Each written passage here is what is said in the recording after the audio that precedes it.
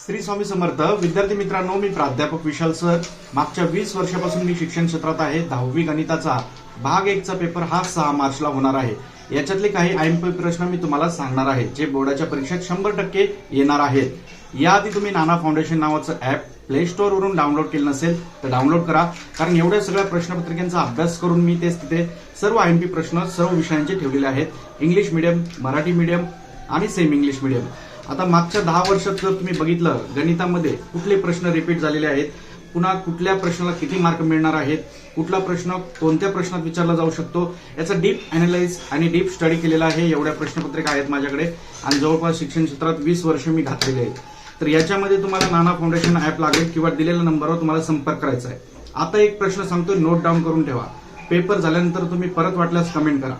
Cramer's rule हा तुम्हाला अवश्य प्रश्न करायचा आहे आणि फाइंड आउट द डिटर्मिनेंट हा तुम्हाला म्हणजेच निश्चयकांची किंमत काढा. हे 2 प्रश्न तुम्हाला करायचे. 100% परीक्षेत येणार. किती? 100%.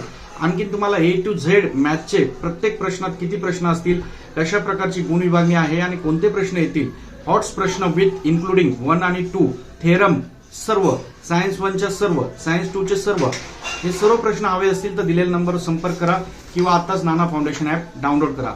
श्री स्वामी समर्थ.